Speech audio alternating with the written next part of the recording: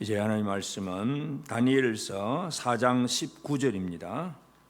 4장 19절부터 27절까지 말씀을 한 절씩 교독합니다. 다니엘 4장 19절.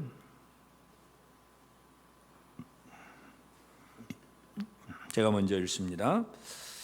벨드사살이라 이름한 다니엘이 한동안 놀라며 마음으로 번민하는지라 왕이 그에게 말하여 이르기를 벨드사살아 너는 이 꿈과 그 해석으로 말미암아 번민할 것이 아니니라. 벨드사살이 대답하여 이르되 내 주여 그 꿈은 왕을 미워하는 자에게 응하며 그 해석은 왕의 대적에게 응하기를 원하나이다.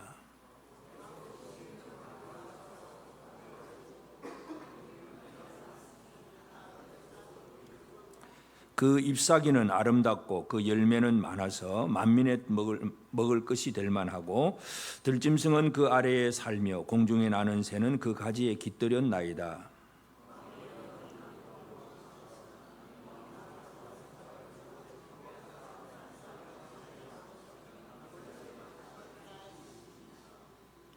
왕이 보신즉 한 순찰자 한 거룩한 자가 하늘에서 내려와서 이르기를 그 나무를 베어 없애라. 그러나 그 뿌리에 그루터기는 땅에 남겨두고 새와 노줄로 동이고 그것을 들풀 가운데 두라. 그것이 하늘 이슬에 젖고 또 들짐승들과 더불어 제 몫을 얻으며 7대를 지내리라 하였나이다.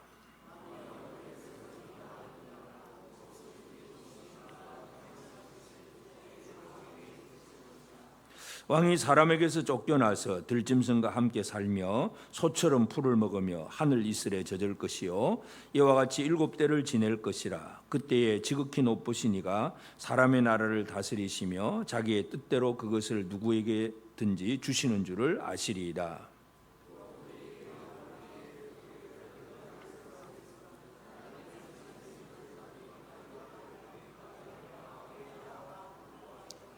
같이 읽읍시다. 그런즉 왕이여 내가 아뢰는 것을 받으시고 공의를 행함으로 죄를 사하고 가난한 자를 긍휼히 여김으로 죄악을 사하소서. 그리하시면 왕의 평안함이 혹시 장구하리이다 하니라. 아멘. 우리 하나님의 은혜가 우리 온 성도들에게 가득하길 바랍니다. 오늘 이제 본문 다니엘서 4장 19절부터 27절까지 말씀입니다. 4장 앞부분에서 이제 느부갓네살 왕이 꿈을 꾸었습니다. 두 번째 꿈. 이 두 번째 꿈은 바로 왕 개인에 대한 꿈인데 그 꿈을 꾸고 왕이 처음에 또 번민을 하고 아주 놀랐습니다. 그래서 왕이 번민한다는 것은 이 왕이 자기가 꿈을 꾸긴 꾸었는데 이게 도대체 무엇인지를 모르는 겁니다. 그래서 왕은 번민합니다. 그런데 이제 다니엘이 왕의 꿈을 듣고 이제 그 꿈을 해석을 해주는데 이 해석을 해주는 이 다니엘의 마음, 오늘 우리가 살펴보고자 하는 것이 이것인데 다니엘의 마음이 오늘 19절 첫 번째 19절 보면 벨드사살이라 이름한 다니엘이 한동안 놀라며 마음으로 번민하는지라. 마음으로 번민한다. 그래서 이 번민이라고 하는 단어는 아주 놀라고 아주 갑작스럽게 두렵고 떨리고 막 불안하고 막 이제 서두르게 되는 이제 뭔가 이제 깨달은 거 있으니까 놀라는 겁니다. 그러니까 앞에서 이제 느부갓네살 왕도 꿈을 꾸고는 번민을 했는데 왕의 번민이라고 하는 것은 도대체 뭔가 모르니까 큰일이 벌어진 것 같은데 이게 도대체 뭔지를 몰라서 번민하는 겁니다. 요즘 우리가 사람들이 흔히 그런 말을 쓰잖아요. 큰일 났다, 큰일 났다. 근데 큰일이 뭔지를 몰라. 그래서 번민하는 사람. 뭔가 일이 벌어졌는데 이걸 도대체 뭔지를 몰라서 번민하는 사람이 있습니다. 그런데 다니엘은 그것이 어떤 의미가 있고 어떻게 된다는 그 결과를 알고 나니까 번민을 하는 거예요.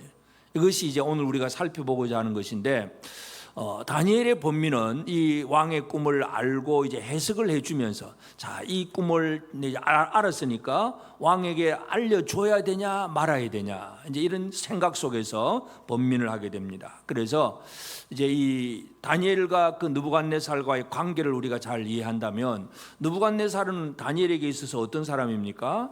나라를 망하게 한 멸망 대적이잖아요. 대적자. 우리나라를 망하게 하고 성전을 파괴하고 민족을 포로로 잡아오고 물론 이제 세계적으로는 큰 제국의 왕이긴 하지만 다니엘의 그 입장에서 본다면은 우리나라를 멸망시킨 왕이고 우리 민족을 힘들게 만든 그 왕이기 때문에 별로 좋은 마음이 없을 수 있습니다. 그러나 그러는 가운데서 다니엘이 왕에게 이제 그 꿈을 해석을 해주면서 품는 그 마음, 이제 오늘 우리가 그 마음이 무엇인가를 오늘가 살펴보기를 원합니다. 그래서 오늘 말씀의 제목이 세상을 불쌍히 여기는 교회. 우리 교회가 어떤 교회가 되어야 되느냐? 세상을 불쌍히 여기는 마음으로 쳐다보는 교회. 그러니까 불쌍히 여긴다는 얘기가 불쌍히 여김으로 이 세상을 쳐다보는 교회가 되어야 됩니다.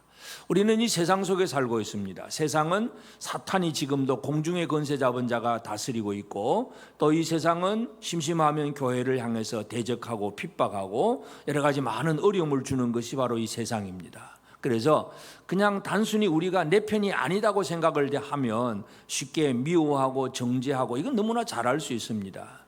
우리가 우리나라도 지금도 마찬가지지만 이 신념으로 이념으로 갈라져 있는 상태에서 상대편을 향해서 그냥 미워하고 비난하고 정죄하고, 이건 너무나 쉽게 잘합니다. 그냥 저놈들은 죽을 놈이야, 저 뭐 큰일 났다, 뭐 전부 남들에게 그냥 그런 쉽게 이렇게 비난하고 정죄하는 일은 너무나 잘합니다. 그런데 진짜 교회는 어떤 교회인가, 이것을 우리가 오늘 다시 한번 살펴봐야 됩니다. 그래서 어떤 자기 관점, 자기 생각에 사로잡혀서 내가 생각하는 것만 옳고 남들은 다 틀려서 그래서 저 사람들은 죽을 놈이야 하고 그냥 정죄하고 비판하는, 그것은 결코 그리스도의 정신이 아닙니다.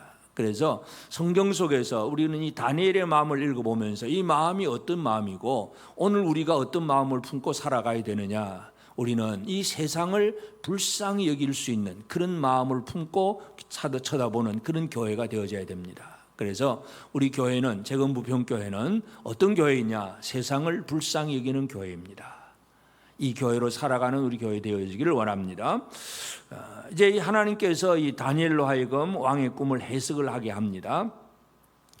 다니엘이 물론 지혜로워서 똑똑해서 스스로 잘하는 것 같지만, 모든 것은 결국은 다니엘 속에 있는 거룩한 영, 하나님의 영으로 말미암아 왕의 꿈을 제대로 해석을 해낼 수가 있습니다. 하나님이 그 꿈을 주셨기 때문에 그 의도는 하나님의 의도를 알아야 그 꿈을 제대로 해석을 할 수가 있습니다. 그래서 하나님께서 하시는 일은 이제 다니엘이 그 꿈을 해석하게 하시는데, 첫 번째로 이제 이 다니엘은 왕을 향해서 불쌍히 여기는 마음, 다른 말로 동정심이기도 하고, 그래서 이제 이 꿈을 알고 나니까, 꿈을 듣고 나니까 어떤 내용이냐 하면 큰 나무가 있고, 그 큰 나무는 결국은 바빌론 왕 느부갓네살 이야기입니다.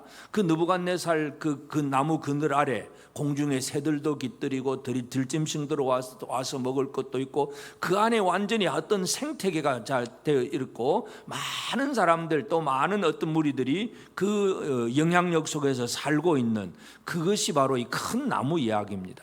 그러나 한 순찰자가 내려와서 그 나무를 다 베어버리잖아요. 다 베어버리고 땅에 그루터기만 남겨둡니다. 뿌리만 남겨두는 거죠.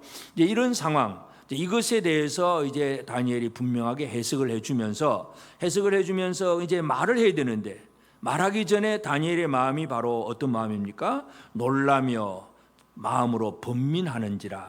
이 번민한다는 거, 왜 이렇게 번민할까?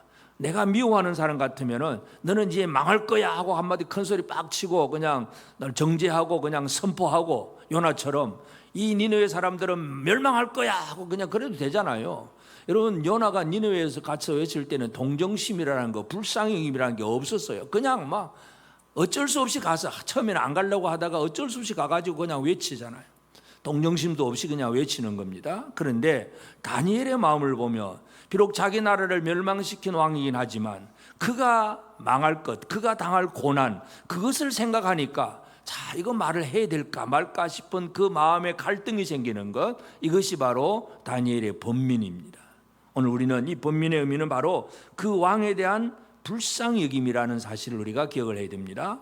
우리가 이 땅에서 많은 사람들을 이제 상대를 하게 될 때에 그냥 내가 좋아하는 사람이 힘들다 그러면 참 어떻게 할까 막 기도도 나오고 참 안타까운 마음도, 이건 너무나 쉽게 생깁니다. 근데 내가 싫어하고 내가 미워하는 사람이 잘못되었다 하는 그런 얘기를 들으면 여러분의 마음이 어떻습니까? 아이고 잘됐다, 쌤통이다, 아이고 고소하다, 이제 이런 마음이 들어가는 거, 이게 바로 성경적인 마음이 아니라는 얘기예요. 다니엘의 마음은 결코 그런 마음이 아닙니다. 나라를 멸망시킨 느부갓네살이지만 그가 당할 고난을 생각하면서 마음으로 번민한다는 것, 이 마음을 우리는 잘 이해할 필요가 있습니다. 그래서 이 유다를 멸망시킨 그 왕을 향해서 복수심에 불타는 것도 아니고 적개심에 불타는 것도 아니고 그가 당할 고난을 생각하면서 마음으로 번민하는 이 마음. 여러분, 이 마음은 어디에서부터 출발하느냐 하면 바로 하나님에게서 출발합니다. 출애굽기 33장 19절에 하나님은 어떤 하나님이냐 하면 여호와께서 이르시되 내가 내 모든 선한 것을 내 앞으로 지나가게 하고 여호와의 이름을 내 앞에 선포하리라. 나는 은혜 베풀 자에게 은혜 베풀고 긍휼히 여길 자에게 긍휼을 베푸느니라. 하나님은 은혜 베풀 자에게 은혜를 베풀고 긍휼히 여길 자를 긍휼히 여기시는 이 은혜와 긍휼의 마음을 품고 계시는 하나님이라는 사실, 이것을 분명히 강조하고 있습니다. 여러분, 이 땅의 모든 사람들은 아담이 범죄한 이후로 하나님이 은혜와 긍휼을 품지 않으셨으면 사람은 존재할 수가 없어요. 아담이 죄를 범하고 반드시 죽으리라고 했는데도, 근데 하나님의 긍휼의 마음은 뭐예요? 아들을 대신 보내어서 사람을 살려내잖아요. 이게 긍휼의 마음이에요. 은혜의 마음이고, 그 마음이 하나님의 마음이고, 그런 마음이 다니엘 속에 있기 때문에 비록 자기 나라를 멸망시키고 자기 민족을 힘들게 만든 그런 왕이지만 그가 망한다는 소식을 제일 먼저 깨달은 다니엘은 너는 이제 망해 하고 큰소리치고 막 정죄하는 것이 아니라 그를 바라보면서 불쌍히 여기는 마음이 이 마음속에 자리 잡았다는 것, 이걸 우리가 이해해야 됩니다. 이 마음을 잘 품는 것이 하나님께서 우리에게 원하시는 그런 뜻이기도 합니다. 그리고 이제 이 다니엘은 그 마음을 품고 이제 왕에게 분명한 해석을 해줍니다. 이 꿈이 어떤 꿈인지, 내용이 무엇인지. 그래서 분명하게 얘기를 해줍니다. 자, 이 나무는 왕인데 왕 밑에 많은 사람들이 모여들고, 그래서 많은 사람이 왕의 은혜를 받고 왕의 어떤 힘을 얻어서 살았는데, 그런데 나무가 베어지는 순간 그 모든 들짐승들 또 다 새들은 다 뿔뿔이 흩어지잖아요. 사람들이 왕을 다 배신하게 될 것이고 왕은 쫓겨나게 될 것이다. 그래서 분명히 얘기를 합니다. 그래서 쫓겨나서 25절에 보면 왕이 사람에게서 쫓겨나서 들짐승과 함께 살며 소처럼 풀을 먹으며 하늘이 쓸에 젖을 것이요 이와 같이 7대를 지날 것이다. 7대를 지나고 그때에, 그러면서 이제 그 7대 속에서 이제 느부갓네살이 지극히 높으신 이가 사람의 나라를 다스리시며 자기 뜻대로 그것을 누구에게든지 주시는 줄 아시리이다. 그때서야 깨닫게 된다는 얘기죠. 7년 고생한 다음에야 이 나라는 내가 다스리는 게 아니라 하나님이 다스리는구나, 그것을 그때서야 깨닫게 될 것이다, 이제 얘기를 해줍니다. 그리고 나서 이제 회복될 것이다. 그루트기 뿌리가 남아있으니까 다시 회복될 것이라는 얘기죠. 지난주에 말씀드렸듯이 느부갓네살이 그 통치기간 마지막 한 8년, 그래서 7년 동안 쫓겨나서, 물론 이제 역사가들은 질병으로 이제 밖에 나가서 요양을 했다 그렇게 기록을 하지만, 그러나 하나님의 진노와 심판으로 쫓겨나서 7년 동안 방황을 하다가 다시 7년 후에 회복이 되어서 하나님께서 회복시켜 주시니까 돌아와서 한 1년 통치하고 이제 죽습니다. 그게 이제 역사적인 사실입니다. 그래서 이 다니엘은 분명하게 하나님의 뜻이 무엇인가를 정확하게 전달해 준다는 거. 그러니까 사랑의 마음, 불쌍히 여기는 마음만 품고 어쩔고 하는 게 아니라 그가 어떻게 될 것인 것을 정확하게 가르쳐 주는 역할, 이것도 다니엘의 역할입니다. 하나님은 계시의 하나님인데 이 계시를 어떤 이제 이 느부갓네살에게는 꿈으로 주셨지만 대부분의 사람들, 하나님의 백성들에게는 선지자를 통해서 말씀을 주잖아요. 히브리서 1장 1절에 보면 옛적의 선지자를 통하여 여러 부분 여러 모양으로 우리 조상들에게 말씀하신 하나님은 여러 부분 여러 모양으로 선지자들에게, 이스라엘 조상들에게 말씀을 하셨어요. 그런데 그렇게 선지자들을 통해서 말씀만 하고 끝나는 것이 아니라 그 하나님의 영으로 하나님의 뜻이 뭔가를 정확하게 또 가르쳐주는 그 일도 하게 하셨다는 사실, 우리가 이것을 알아야 됩니다. 그래서 다니엘이 하고자 하는 것이 이겁니다. 이 꿈의 진짜 목적이 뭐냐? 나라를 다스리는 왕, 당신이 나라를 다스리는 게 아니라 하나님이 이 나라를 다스린다. 그거 깨닫게 하기 위한 목적이다. 그러니까 이 계시에는 분명한 목적이 있습니다. 그 목적을 알고 가르쳐 주는 것이 바로 다니엘입니다. 이것은 바로 하나님께서 이 다니엘 속에 지극히 거룩한 영으로 깨닫게 하신다는 걸 알 수가 있는데, 그래서 하나님은 하나님의 일을 하게 하셨을 때에 계시의 말씀만 주는 것이 아니라 그 계시를 깨닫는 영도 주십니다. 그래서 이사야 11장 2절에 보면 하나님께서 메시아를 이 땅에 보낸다고 하셨을 때에 메시아에게 임할 영에 대해서 얘기를 합니다. 그의 위에 여호와의 영, 곧 지혜와 총명의 영, 모략과 재능의 영, 지식과 여호와를 경외하는 영이 강림하시리니, 예수 그리스도도 이 땅에 오셔서 성령과 능력을 기름부터 부어주셔야만이 예수가 하나님의 일들을 이루시는 거예요. 그러니까 다니엘도 마찬가지고, 그래서 거룩한 영으로 말미암아 이 하나님의 꿈을 정확하게 해석을 해준다는 거, 이걸 우리가 알 수가 있습니다. 그리고 세 번째로 우리가 기억해야 될 것은, 이제 다니엘은 꿈은 이런 겁니다 하고 내용만 가르쳐 주는 게 아니라, 그러면 어떻게 해야 되냐, 삶의 적용의 부분, 어떻게 살아가야 되느냐, 이제 이것이 또 다니엘이 말해주는 지혜입니다. 그래서 이 중요한 것은 아무리 꿈을 알고 내가 뭐 하나님의 뜻을 깨달아 알았다고 해도 뜻을 알면 어떻게 할 거예요? 그러면 어떻게 살아가야 되느냐, 그죠? 살아가야 되는 삶을 아는 게 중요합니다. 여러분, 병원에 가면 의사들이 진찰을 하고 당신은 무슨 병입니다, 진찰만 하고 그 다음에는 어떻게 합니까? 약도 안 주고 수술도 안 하고 그냥 알아서 하세요. 그러면 어떻게 됩니까? 아무 의미가 없잖아요. 내가 무슨 병이라는 걸 알았으면, 그러면 어떻게 어떤 약을 먹든지 어떻게 수술을 하고 어떻게 치료를 하든지 뭔가 그 다음 뭔가가 있어야 되잖아요. 그걸 가르쳐 줘야 그게 진짜 뭔가 이 문제를 해결하는 방법입니다. 그래서 다니엘도 꿈을 해석만 하는 것이 아니라 마지막 27절에 보면 뭐라 그럽니까? 27절에 그런즉 왕이여 내가 아뢰는 것을 받으시고, 이제 이 꿈의 해석을 받으시고 할 일이 있었는데 뭐냐? 공의를 행함으로 죄를 사하고. 첫째, 공의를 행해라. 불법, 불편, 부당 막 치우치는 것, 이게 아니라 진짜 이 공의를 행함으로 죄를 사하고, 그 다음에 가난한 자를 긍휼히 여김으로 죄악을 사하소서. 결국은 공의와 사랑, 이 두 가지, 다니엘이 왕에게 얘기하는 게 이 두 가지예요. 결국은 많은 왕들이 무엇 때문에 망하느냐? 공의와 사랑, 이 두 가지가 없어서 망합니다. 그래서 자기 이권, 자기 편이면 되고, 내 편이면 무조건 옳고, 남의 편이면 저건 주고 마땅한 놈들이고, 뭐 그냥 늘 이런 식으로 사는 것이 공의를 잃어버린 사람들이에요. 이 세상의 대부분의 왕들이 그렇게 삽니다. 그래서 정적을 제거하고, 내 편이 아닌 놈들은 그냥 무조건 감옥에 들어가야 되고, 내 편은 아무리 잘해도 잘못했어도 그냥 또 사면 석방 뭐 다 해버리고, 이게 지금 이 공의가 무너지는 세상, 이런 것들이 이 세상의 모든 왕들의 이야기예요. 그래서 느부갓네살 왕에게 다니엘이 분명히 얘기하는 게 뭡니까? 공의를 행함으로 죄를 사하고, 그 다음에 가난한 자를 긍휼히 여김으로, 진짜 사랑이 여기면 그 가난한 자를 긍휼히 여긴 불쌍하게 여김으로 그들의 죄악을 사하고 그들을 건지는 것, 이게 왕이 할 일이라는 거, 이 얘기입니다. 그리하면 왕의 평안함이 혹시 장구하리이다.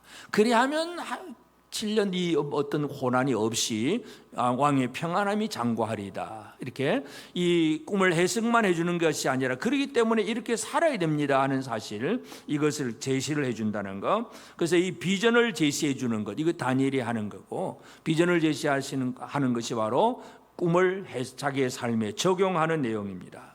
이 꿈을, 비전을 제시를 했는데, 사실 아까 요나를 얘기했지만 요나는 그냥 막 동정심도 없이 막 외쳤잖아요.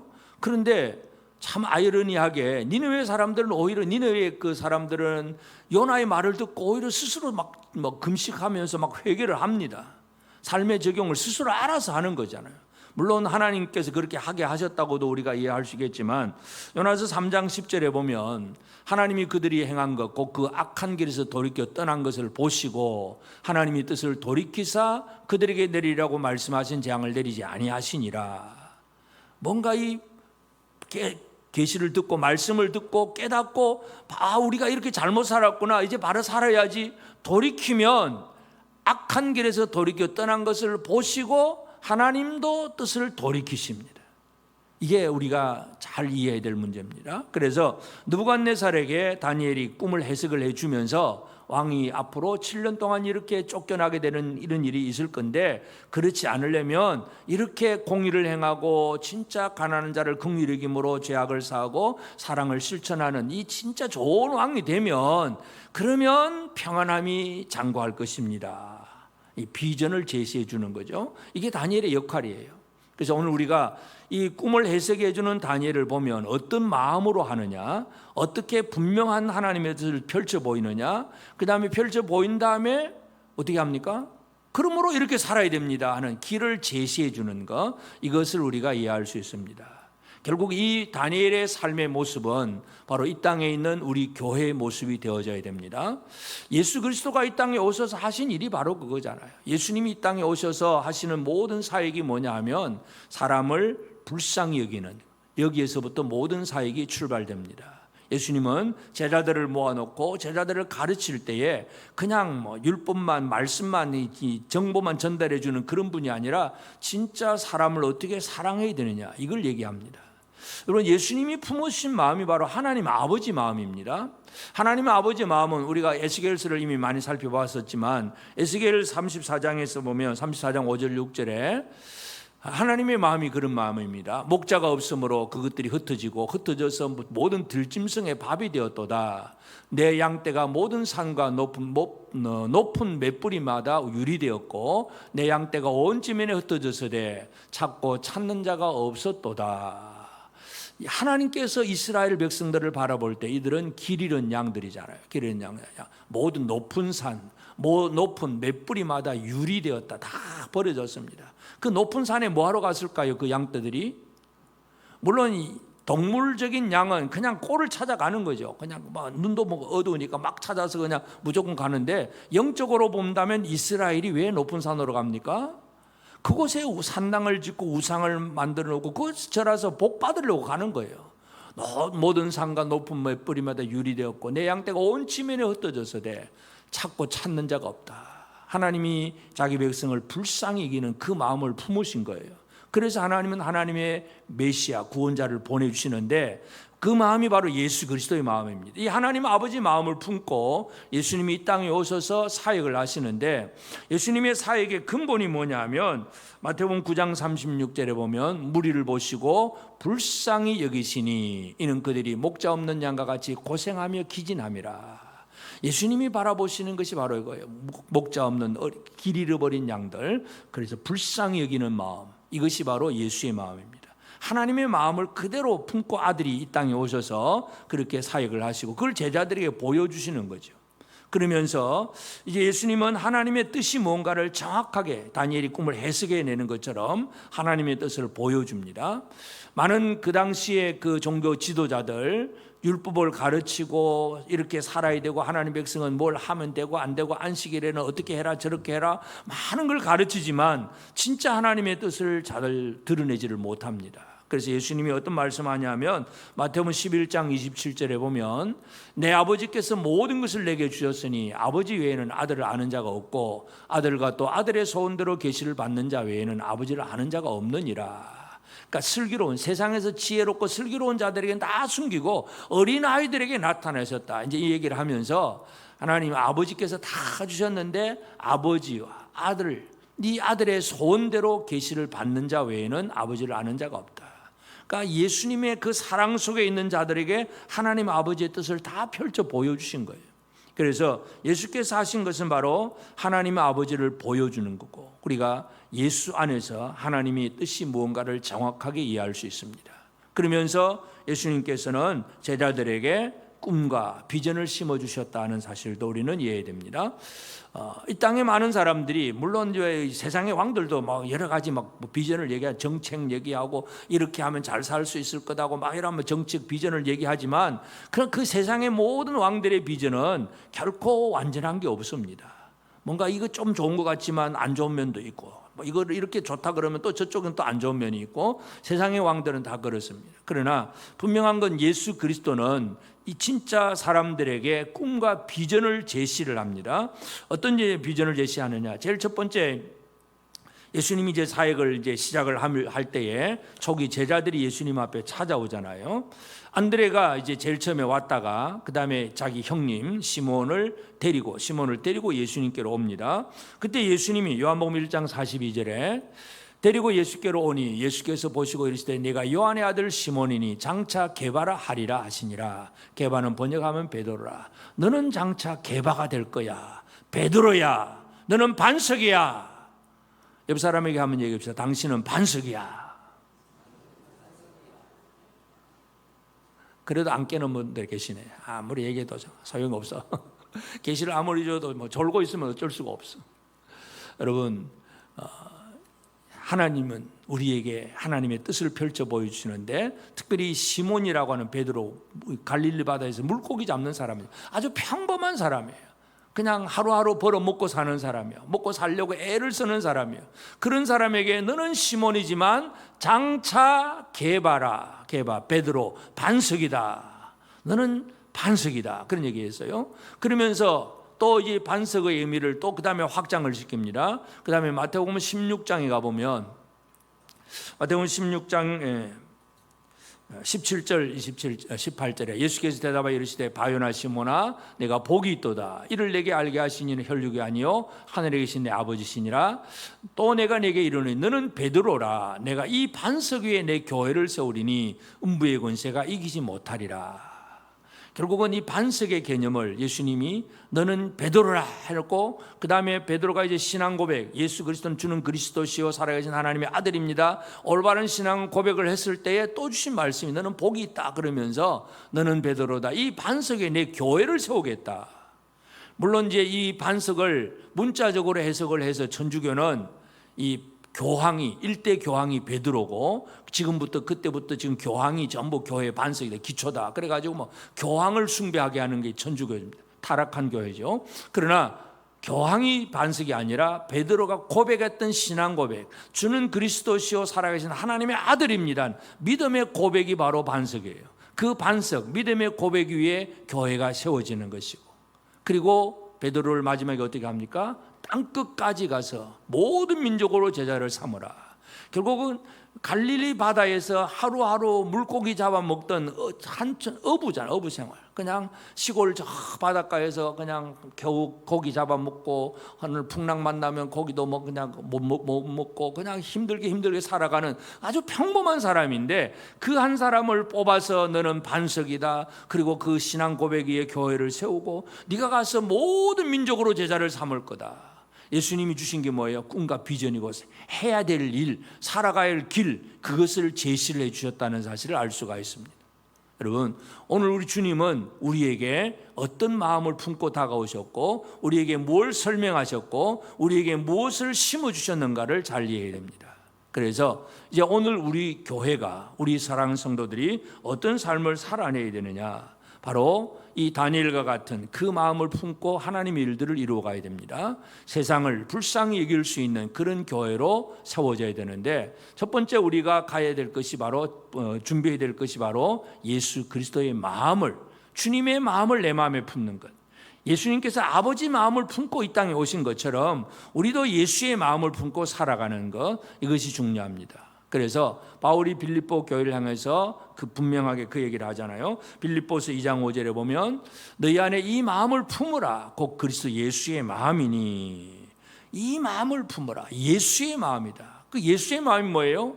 예수의 마음은 하늘 보자 영광을 버리고 이 땅에 사람을 구원하기 위해서 하늘에서 땅으로 내려오셨고 사람이 되셨고 가장 비천한 인간의 삶을 사셨고 사형수가 되어서 십자가에 달리시기까지 복종하신 것이 바로 예수의 마음이에요. 세상을 위해서, 죄인을 위해서 자신을 내려놓으신 것, 이것이 바로 예수의 마음입니다. 여러분, 이 예수의 마음을 여러분 품으셨습니까? 아멘을 아무도 안 하시네. 예수의 마음하고 상관없는 여러분의 마음대로 사십니까? 그것도 대답도 안 하고. 어떻게 살는 거예요? 우리가 이 땅에 살아가야 될 삶은 내 마음대로 사는 세상이 아닙니다. 그건 예수를 안 믿는 사람들은 얼마든지 내 마음 내 뜻대로 살아갈 수가 있습니다. 그러나 내 마음은 이렇게 하고 싶은데 주님의 마음이 그게 아니라면 그 마음에 복종하고 그 마음에 이끌려 살아가는 그런 삶을 사는 것이 오늘 우리 교회이고 성도들의 삶입니다. 다니엘 아까 얘기했지만 느부갓네살을 향해서 우리 민족을 망하게 하고 나라를 멸망시킨 원수라고 생각하는 순간에는 절대로 용서하고 싶은 마음도 없잖아요. 그냥 미워하고 비판하고 정죄하고 어떻게 하든지 그냥 그가 무너지기를 바라는 그런 마음만 품을 수가 있습니다. 근데 하나님의 마음이 그게 아니다 보니까 다니엘도 이 왕이 망함으로 인해서 참 어떻게 힘들겠구나 하는 그 마음을 품고 번민을 한다는 얘기잖아요. 이 마음, 이것이 바로 오늘 이 시대를 살아가는 우리의 마음이 되어져야 됩니다. 그래서 다니엘이 가진 그 이 마음처럼 우리가 품을 마음, 우리 주변에는 이 범죄함으로 죄악 가운데 살다가 지옥으로 빠져 죽을 영원히 심판받을 사람들이 우리 주변에는 수많은 사람들이 있습니다. 그들을 그냥 내버려 두느냐, 불쌍히 여기느냐, 이것이 중요합니다. 여러분, 세상에는요, 예수를 안 믿어도 재벌도 있고 권력자도 있고 힘 있는 사람 많이 있습니다. 그런 사람들을 부러워하십니까? 불쌍히 여기십니까? 그냥 내버려 두십니까? 부럽지요. 잘 먹고 잘 사는 사람 보면 야, 언제 나도 저렇게 살아보나, 참 부러울 수도 있습니다. 그런데 얼마 안 갑니다. 우리의 삶은 그런 사람들을 부러워하는 것이 아니라 오히려 주를 안 믿는 사람들입니다. 믿음으로 잘 사는 사람들은 오히려 부러워해도 되겠지만은 믿지 않고 잘 사는 사람들은 부러워할 필요가 없고 오히려 불쌍히 여겨야 됩니다. 동정심을 가지는 것. 다니엘이 느부갓네살을 향해서 품었던 그 마음은 바로 그가 망한다는 거죠. 그가 이제 심판받아서 이제 망할 지경에 이르렀다는 걸 알고는 번민을 하는 겁니다. 바로 이 마음이 오늘 우리의 마음, 예수 그리스도의 마음이기도 합니다. 이 마음을 품고 살아가는 우리가 되어지기를 바랍니다.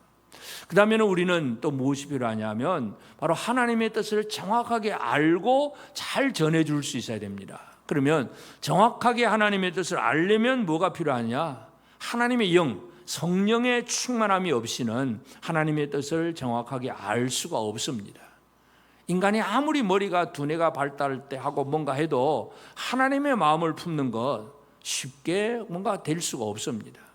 여러분, 요즘 AI 시대가 돼가지고 아주 편리합니다. 이제 AI 프로그램 하나 깔아가지고 거기다가 막 말로 질문합니다. 이거 어떻게 해? 제가 이제 뭐 설교 준비할 때도 간혹 이제 그 준비를 사용을 하긴 하는데 뭐 성경 본문에 뭐 있는데 이거는 뭐야 하고 물어보면 쫙 대답을 다 해줍니다.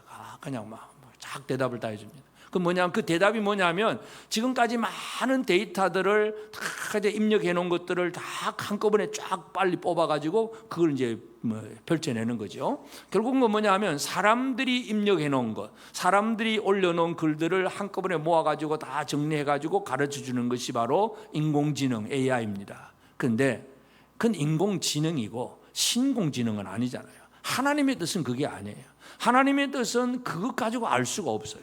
아무리 AI를 돌려도 하나님의 뜻을 펼칠 수는 없습니다. 하나님의 뜻은 하나님의 영으로만이 알 수가 있습니다.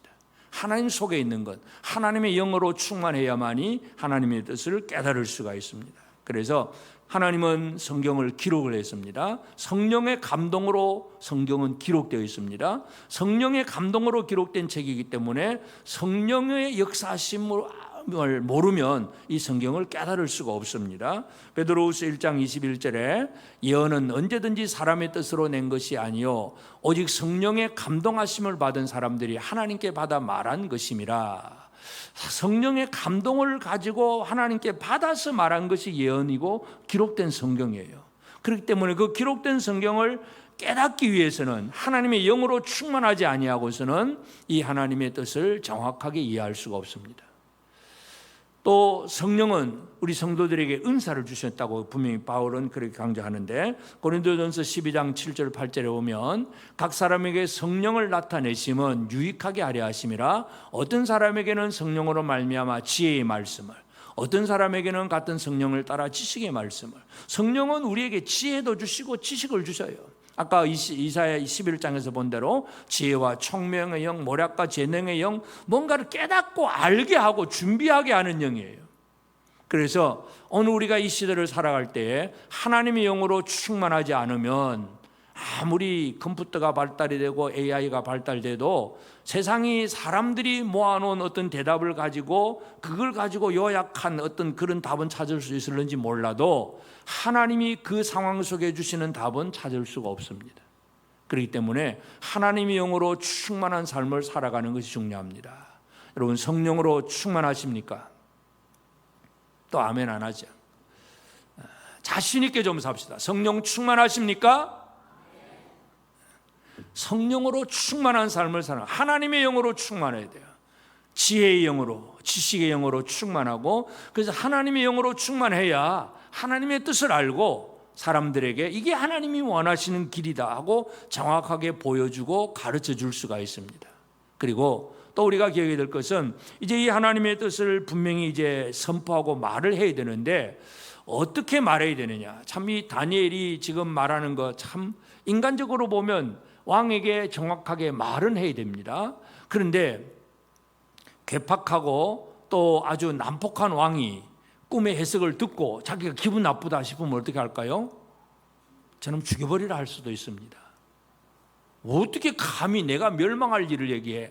듣기 싫다, 죽여버리라, 그렇게도 말할 수 있습니다. 세상에서 사람들은, 특별히 권력자들, 힘 있는 사람들은 아첨하는 소리를 듣기 좋아합니다. 당신이 최고입니다 하고 막 존경하는 소리, 뭔가 하여튼 그런 듣기 좋은 소리만 듣고 싶은 것이 세상의 왕들일 수도 있습니다. 그런 상황 속에서 다니엘은 하나님의 뜻을 정확하게 얘기해 줍니다. 이게 이제 오늘 우리가 마지막으로 생각해야 될 부분입니다. 아무리 내가 상황이 어떠할지라도 하나님의 뜻을, 말씀은 들은 대로, 아는 대로 정확하게 전달하는 것. 어린 사무엘에게 하나님께서 사무엘아 부르셨잖아요. 처음에 뭐 누가 부르는지 몰라가지고 엘리한테 가가지고 뭐 그렇게 뭐 불러서 왔습니다 하니까 그게 내가 부른 게 아니다 해가지고 결국은 하나님 부르신 줄 알았습니다. 그래가지고 사무엘이 하나님의 말씀 들었잖아요. 말씀을 들었는데 그 말씀의 내용이 뭐냐면 이 어린 사무엘을 지금까지 길러주고 양육해준 엘리 제사장 가문의 멸망에 대한 예언이에요. 자기를 길러준 아버지 같은 사람의 멸망에 대한 예언을 어린 사무엘이 말씀을 듣습니다. 그러니까 엘리가 그 다음날 아침에 일찍이 사무엘에게 물어보잖아요. 네가 어젯밤에 하나님 만나가지고 무슨 말을 들었느냐. 참 이 대답하기가 어떻습니까? 대답하기 쉽지 않습니다. 사무엘상 3장 18절에 보면 사무엘이 그것을 그에게 자세히 말하고 조금도 숨기지 아니하니 그가 이르되 이는 여호와이시니 선하신 대로 하실 것이니라 하신지라. 사무엘도 마찬가지고 하나님 앞에 말씀 들은 대로 정확하게 전달해 주는 것. 여러분, 우리가 복음을 들은 대로 다른 사람들에게 정확하게 전달해 주는 게 중요합니다. 많은 경우에 있어서 하나님의 말씀을 전달한다고 하면서 저 사람들이 듣기 좋은 말로 또 이해하기 쉬운 말로 하기 위해서 뭔가 다른 방법을 많이 사용하기를 쉬워합니다. 그러면서 결국은 복음이 변질이 되는 거예요. 교회가, 중세 교회가 왜 이 역사 속에서 보면 왜 변질이 되느냐 하면 이제 이 교회가 이제 그 유럽의 교회가 이제 세워졌는데, 중세 교회가 세워졌는데 저 북쪽 이제 지금으로 말하면 저 덴마크나 이제 북쪽 게르만 민족들, 이제 이런 민족들이 막 쳐들어 내려오잖아요. 이런 쳐들어와서 이제 그들에게 오히려 정복을 당합니다. 근데 오히려 이제 그들에게 이제 복음을 전하는데, 자, 이 사람들은 이 쉽게 말해서 무식한 사람들이, 힘만 있고 용맹하고 무식한 사람들에서 정복을 당했지만 교회가 그들에게 전도를 하려고 하니까 말 가지고는 잘 안 될 것 같아. 말로 안 되니까 어떻게 합니까? 뭔가 형상을 만들어냅니다. 십자가도 만들어내고 베드로 형상도 만들고 뭔가 형상을 만들어내면서 이렇게 믿어야 돼 하고 자꾸 형상을 만들어내다 보니까 결국은 교회가 뭐냐, 천주교가 지금까지 뭡니까? 형상 숭배가 되는 거예요. 그래서 사람들에게 있는 그대로 말씀을 가르쳐야 되는데, 여러분, 성경은, 유대교회는 절대로 형상이 없잖아요. 아무것도 없어요. 유대교회 무슨 형상이든지 만들지 말라는 게 말씀이잖아요. 근데 교회가 생각을 해는 이 무식한 사람들에게는 전도를 하려면은 이렇게 해야 돼 하고 사람들이 막 고안해내고 창안해가지고 많은 형상을 만들어냅니다. 우상숭배화 돼버린 거죠. 복음은 있는 그대로 전하는 게 중요합니다. 저 사람은 안 들을 것 같고 저 사람은 못 배운 사람이니까 뭐 안 될 것 같대. 아무 소용없습니다. 그냥 있는 그대로 전하는 것. 성령으로 말미암아 그 사람이 복음을 듣고 깨닫고 믿는 것이지, 내가 보여주고 내가 말하는 기술, 설득력, 지혜, 말, 그것으로 그 사람이 믿는 게 아니라는 사실을 우리가 알아야 됩니다. 있는 그대로 말씀을 있는 그대로 전달합시다. 옆 사람에게 한번 얘기합시다. 우리 있는 그대로 전합시다. 복음은 단순합니다. 예수를 믿음으로 구원을 받습니다. 당신의 죄는 예수의 피로 말미암아 다 사해졌습니다. 그래서 예수 믿음으로 구원받습니다. 뭐 착하게 살고 뭐 의롭게 살고 그래서 구원받는 게 아니고 예수를 믿어야 구원을 받는다는 것. 하나님의 보내신 자 예수 그리스도를 내 구주로 영접해야만이 우리가 진짜 구원을 받는다는 이 복음을 있는 그대로 생생한 복음을 제대로 전해주는 거, 이게 중요한데 사람들은 늘 그렇습니다. 이러면 이렇게 하면 더 좋을 것 같고 막 그 인간적인 방법을 많이 연구를 하지만 오히려 잘못된 길로 갈 때가 많아요. 사도 바울도 복음을 전할 때 자신의 삶을 어떻게 분명히 표현하냐면 데살로니가전서 2장 5절에 보면 너희도 알거니와 우리가 아무 때에도 아첨하는 말이나 탐심의 탈을 쓰지 아니한 것을 하나님이 증언하시느니라. 바울은 자기가 복음을 전할 때에 이 두 가지 단어를 분명히 강조합니다. 아첨과 탐심. 여러분, 복음을 전하면서 진짜 말씀을 전하면서도 자칫 잘못하면, 예를 들어서 대통령에게 전도합니다. 그러면 어떻게 하느냐? 복음이 있는 그대로 전하면 되는데 막 있는 대로 미사여구를 다 동원해가지고 막 왕은 어떻고 막 대통령 어떻고 막 최대한 높여주려고, 그러니까 살짝 우리 교회 한 번만 살짝 왔다 가면 됩니다. 이제 이런 식으로 해버리면 어떻게 되는 거예요? 그건 복음이 아니에요. 여러분, 다니엘은 느부갓네살에게 정확하게 전달합니다. 왕은 이렇게 7년 동안 고생하게 될 것이고 그리고 깨달아야만이 돌아올 수 있습니다. 정확하게 얘기합니다. 절대로 아첨하지 않습니다. 그래서 바울의 전도 여행도 마찬가지예요. 아첨, 두 번째는 탐심. 뭔가 내가 전함으로 저 사람에게서 내가 뭔가 얻어야지 하는 어떤 이익, 탐심의 생각을 가지고 내가 뭔가 아주 있는 것처럼 뭔가 멋있게 잘 전하면 저 사람이 나를 좀 인정해주고 도와줄 거야, 이렇게 생각하면 그것도 잘못되는 거예요. 그래서 바울은 복음을 전할 때에 두 가지를 항상 주의합니다. 아첨과 탐심. 이 두 가지를, 탐심의 탈을 쓰지 아니한 것, 이것을 분명히 강조합니다. 우리가 있는 복음을 순수한 그대로 제대로 전할 수 있어야 됩니다. 여러분, 다니엘이 느부갓네살에게 꿈을 해석하고 그리고 어떻게 하면 살 수 있느냐 비전을 제시하는 것, 그건 다니엘이 자기가 살려고 하는 것도 아니고 그냥 있는 그대로 전하는 거예요. 아첨하는 것도 아니고. 그래서 오늘 우리가 이 세상을 향해서 어떤 마음을 품고 사느냐가 가장 중요합니다. 그냥 저는 내가 미워하는 놈이고 저 세상은 우리 교회를 핍박하는 교회고 그래서 누군가를 향해서 비판하고 정죄하고 미워하는 이 적개심, 적도, 적대감, 복수심, 이런 것만 가득 차 있으면 절대로 복음은 전파되지 않습니다. 교회는 세상을 불쌍히 여기는 마음으로 시작합니다. 옆 사람과 함께 합니다. 우리 교회는, 큰 소리로, 우리 교회는 세상을 불쌍히 여기는 교회입니다. 다시 한번 옆 사람 쳐다보면서 시작. 우리 교회는 세상을 불쌍히 여기는 교회입니다. 여기에서 사역이 출발되고 여기에서 하나님의 놀라운 능력이 나타납니다. 이 일에 제대로 쓰임받는 우리 모든 성도들 되어지기를 주의 이름으로 축복합니다.